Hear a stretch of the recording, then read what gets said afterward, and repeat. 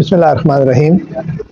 ادارہ اردو کے اس سلسلے کے ساتھ حاضر ہیں جس کا عنوان ہے ایک سوال، اور اس ایک سوال کے جواب کے لیے میں حاضر ہوا ہوں جناب اختر عثمان کی خدمت میں۔ بسم اللہ سر بہت شکریہ، آپ نے وقت عنایت فرمایا۔ سر سوال جو میرے ذہن میں ہے وہ یہ ہے کہ ہم کئی حوالوں سے یہ دیکھتے ہیں کہ بعض شعروں کو کہا جاتا ہے کہ یہ کیفیت کے شعر ہیں جی۔ اقبال پر جب کلیم الدین احمد نے کچھ اعتراضات کیے تو عبد المغنی صاحب نے اپنی کتاب اقبال اور عالمی ادب میں اس کے کچھ جواب دیے، اور یعنی لیریسزم جو ہے، یعنی غنائیت والی شاعری جو ہے، اس کو کہا کہ یہ دنیا کی بڑی شاعری کی خصوصیت رہی ہے۔ تو اس طرح کی باتیں کی۔ ان میں سے ایک بات جہاں تک میرا حافظہ ساتھ دیتا ہے کچھ اس طرح کی تھی کہ جو کیفیت ہے اس کے شعر جو ہیں، یہ اس پر مبنی شاعری جو ہے جی وہ دنیا کی بڑی شاعری رہی ہے۔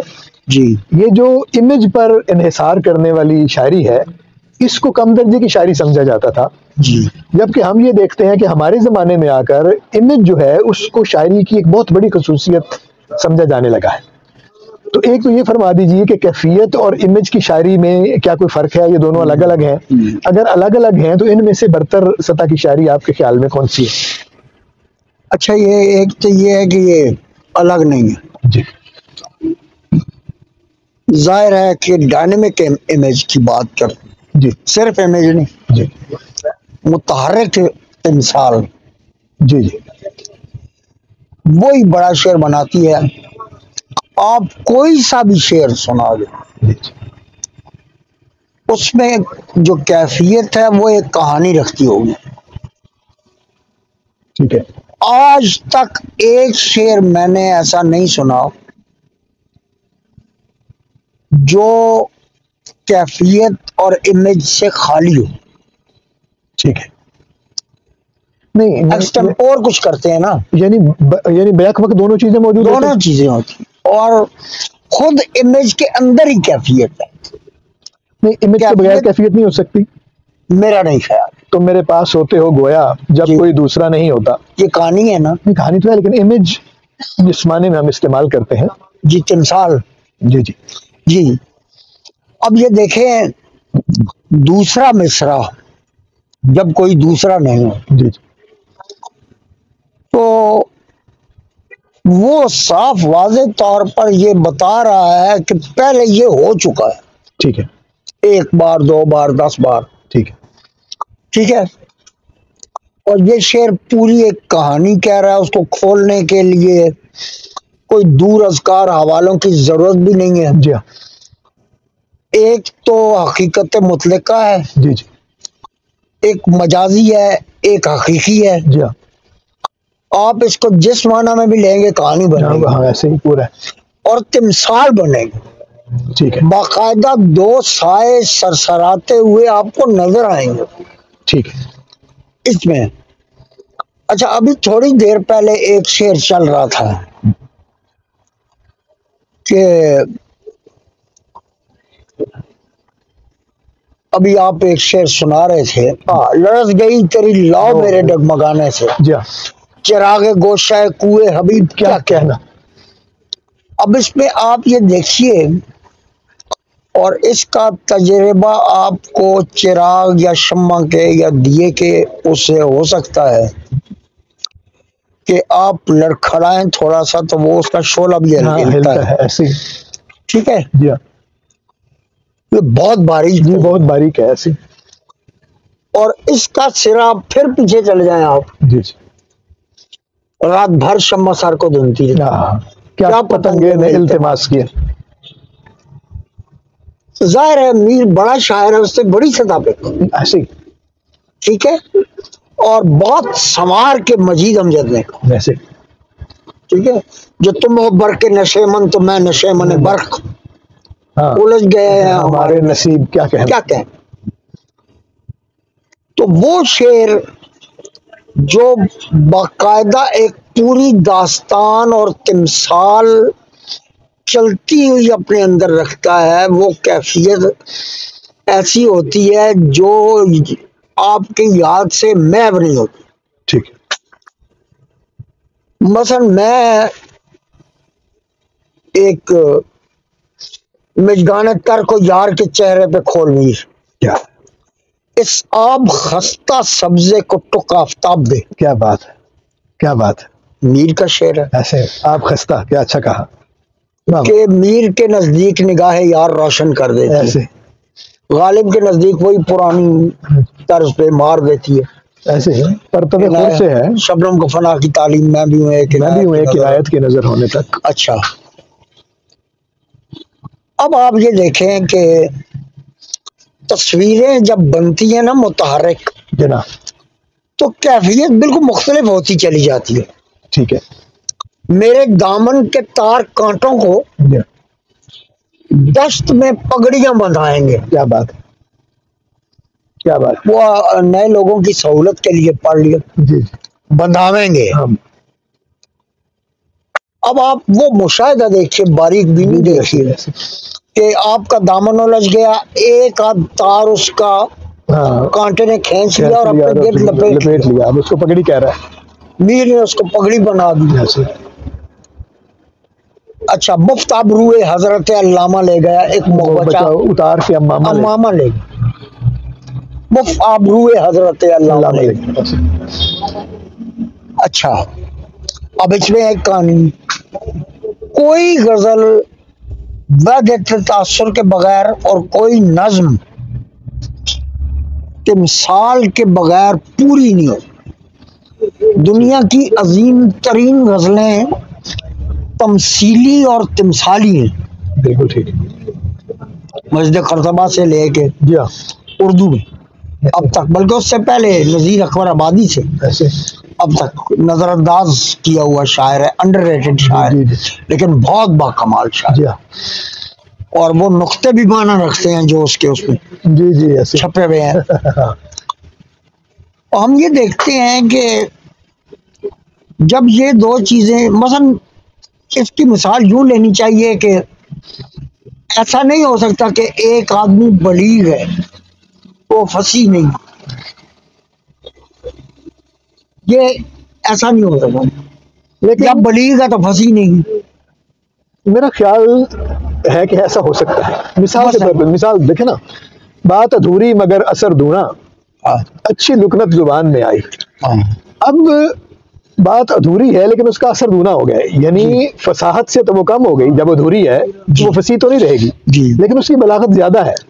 بعض اوقات آپ بات کرتے کرتے ٹوٹ جاتا ہے سلسلہ تکلم کا. یہ فصیح کم ہو گیا ہے لیکن بلیغ زیادہ ہو گیا ہے کیونکہ بات زیادہ پہنچ رہی ہے. نزدیک اس طرح ہے، جبکہ میں اس کو اس طرح دیکھتا ہوں. دو شاعروں نے کہا، ظاہر ہے جلیل علی صاحب نے بعد میں کہا، اور انہوں نے جمال احسانی نے پہلے کہا. جمال کھیل نہیں ہے کوئی غزل کہنا، ایک بات چھپانی ہے ایک بتانی ہے. اور علی صاحب نے کہا کہ لطف ادھورا رہ جاتا ہے پوری بات بتا دینے سے. آپ یہ دیکھیے کہ کیا یہ شعر فصاحت میں کم ہے کہ لبوں پہ آج سر بزم آ گئی تھی بات، مگر وہ تیری نگاہوں کی التجا کہ نہیں. اس میں یہ بیک وقت فصیح بھی ہے، بلیغ بھی ایسے ہی پوری بات ہے نا ظاہر. ٹھیک ہے. اب اگر آپ ٹیکنیکلی اس کو دیکھیں گے تو شاید کہ نہیں جو ہے وہ آپ کو ایک روٹا ہوا لگے. نہیں، وہ جب وہ وابین میں ہے جی التجا کے ہے نا، کیا اس لیے. جی اچھا، پھر کیفیت سے بھرپور شاعری انسانی جذبات کی کہانی کو لے کے چلتی ہے. کوئی جذبہ ایسا نہیں ہے جس کو انسان کے ہاتھوں نے، زبان نے، ناک نے، کان نے وہ نہ کیا ہو، محسوس نہ کیا ہو، یا لامسا سے باہر بھی، بالکل حواس خمسہ سے باہر بھی. جی ایسے میں شامہ میں نہیں آ رہا. ہاں ایسے ہے، تعقل کی سطح پر بندہ پہچانتا ہے، اس سے بھی اوپر وجدان کی سطح پہ پہچانتا ہے. صحیح. تو وہ تجربہ لکھ دیتا ہے. اس میں پھر وہی سوال آ جاتا ہے، میں سوچتا تھا کہ وہ زخم بھر گیا کہ نہیں، کھلا دریچہ در آئی صبا، کہا کہ نہیں. کیا بات. تو پھر محسوس ہوتا ہے کہ یہ بندہ جو ہے نا، یہ جب زخم لگا ہے اور آہستہ آہستہ وہ ٹھنڈا ہونا شروع ہوا ہے تو پھر اس کو پتہ چلا ہے کہ درد کیا ہوتا ہے۔ ہمارے یہاں پرابلم یہ ہے کہ ہم بعض چیزوں کو بعض چیزوں سے الگ سمجھ رہے ہوتے ہیں، جیسے آج ہم بات کر رہے ہیں کہ امیج اور کیفیت جو ہے، ایموشن یا کیفیت، یہ کوئی الگ چیز ہے، ایسی نہیں ہے۔ کوئی بھی شعر، کوئی بھی نظم جو ہے اس میں وہ وفور، میں وفور کا لفظ زیادہ استعمال کروں، جی جی، اتنا بھرپور ہے کہ وہ آپ کو ایک ایسی تصویر کی طرف لے جاتا ہے۔ دیکھیں اب تو اسٹل تصویر جو ہے وہ 3 ڈائمینشن جو ہے، جی جی، اس میں آپ اس کو دیکھتے ہوئے، اس کی آنکھوں میں دیکھتے ہوئے گھومتے ہوئے جائیں گے، یا ادھر جی ہاں، یا ادھر سے ادھر آئیں گے، تو اس کی آنکھیں بھی آپ کے ساتھ گھومتی ہوئی۔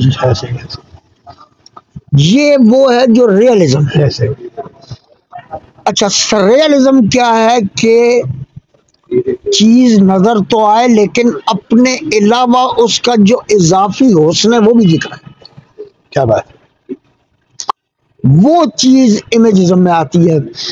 اسی لیے ایزرا پاؤنڈ نے کہا تھا، اس سے کسی نے کہا کہ آپ کے امیجزم پر سمبلزم کے بہت اثرات ہیں، تو اس نے کہا نہیں، ایسا نہیں ہے۔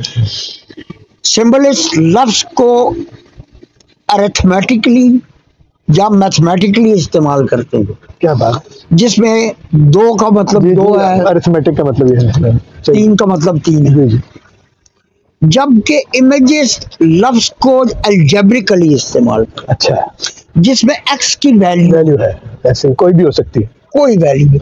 پھر اس نے کہا کہ اس کی 2 قسمیں ہیں، ایک ایڈیوگرام ہے اور ایک وارٹیکس ہے۔ ایڈیوگرام وہ امیج ہے جو بکھرا ہوا ہے، ٹھیک ہے، ایک پوری نظم میں، ٹھیک ہے، یا ایک نظم کے مختلف کانٹوں، بالکل صحیح، جبکہ وارٹیکس جو ہے وہ ایک نظم میں ایک ہے، بھنور، وہ the very centre of that whirlpool, ٹھیک ہے، اس تالاب کا وہ جو ہے، جی جی، وہ جو بھنور بنتا ہے اس کا مرکزہ جو ہے، اس کا، جی جی، تو وہ جو گرداب ہے اس کا جو مرکز ہے، وہیں سے آپ یہ اگر ایک اس کو گھومتا ہوا دیکھیں تو اچانک آپ کو نظر آئے گا کہ ایک موج ایسے تیز بھاگ پڑ، جی جی، ایسے جب وہ کھل جاتا پیج، ایسے وہ موج جا کے پورے زور سے ساحل سے ٹکراتی ہے۔ دریا میں مثلا طوفان آتا ہے تو دریا کی موجیں انیس کے نزدیک ساحل پہ سر پٹکتی تھی، موجیں فرات کی۔ اچھا، جب وہ سر پٹکتی ہیں تو اوور فلو ہوتا ہے، یا پانی باہر نکل جاتا ہے یا کنارے ٹوٹ جاتے ہیں، ایسے دونوں صورتوں میں فائدہ ہے۔ سیلاب کی صورت میں انسانی جانوں کا ضیاع ہے، مکانوں کا ضیاع ہے، لیکن مٹی کو فائدہ ہوتا ہے، مٹی ہو جاتی ہے زرخیز، بن جاتی ہے اس پہ، اور دوسرا یہ کہ دریا کھلا ہو جاتا ہے۔ تو جب یہ کہا گیا نا